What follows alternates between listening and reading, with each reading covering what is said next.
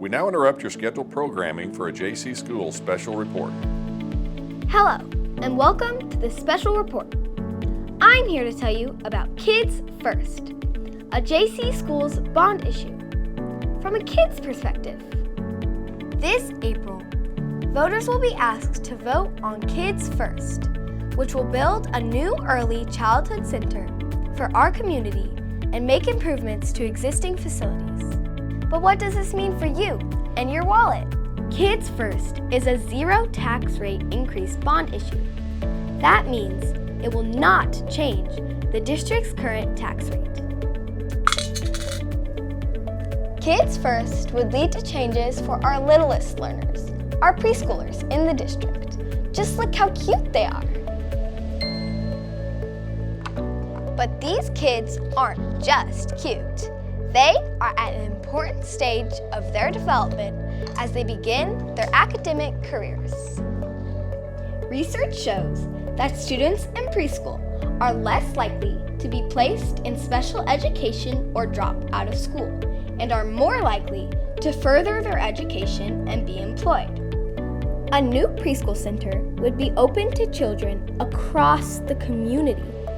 At JC Schools, we are currently serving 150 children in our preschool program.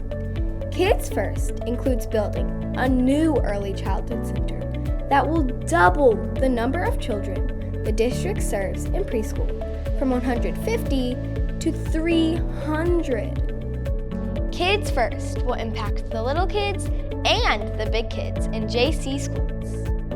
The bond issue includes renovating both Lewis and Clark Middle School and Thomas Jefferson Middle School. 2,000 students walk through our middle school halls every day. That's gotta add up to some wear and tear.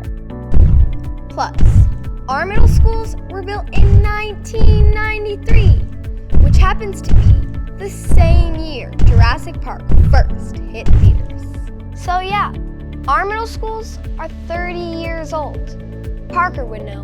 He walks the halls all day, every day. Right, Parker? Kids First would include funding for other projects too. If passed, JC Schools will also upgrade technology for all classrooms, pre-K through 8th grade. Outdated smartboards would be replaced with interactive touchscreen panels, the kind that our 9th through 12th grade students already have in their high school classrooms. Nichols Career Center helps prepare students for a variety of career paths after high school.